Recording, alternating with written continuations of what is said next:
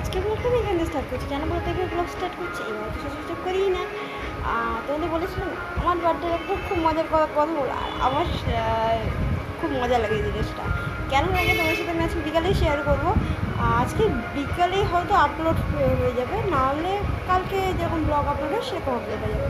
তো শরীর আমার ঠিকই আছে, চোখ মুখে বুঝতে পারছি, একটু বসে গেছে বা শরীর ঠিক চোখের দাম ওকে। কাল তো ওকে হওয়ার পর আমি চকলেটটা হাফ খেয়ে শেষ করে দিয়েছি, কিন্তু সামনে চকলেট থাকলে কেউ রাখে বলো? আমি তো রাখি না, আমি খেয়ে নিই। তো যাই হোক, আর এখন কাজ বলতে খাবো, খুব খিদা পেয়েছে। পুজো এখন দিন পয়সা করে সব পয়সা করে সরছে। এই যে লাইট ফাইট খুলে দিয়েছি, গাছে পাতাগুলো দেখো খুব সুন্দর করে পরিষ্কার করে দিচ্ছি। দেখো, আর এটা হলো আখ, দেখো দেখে বুঝতে পারছি।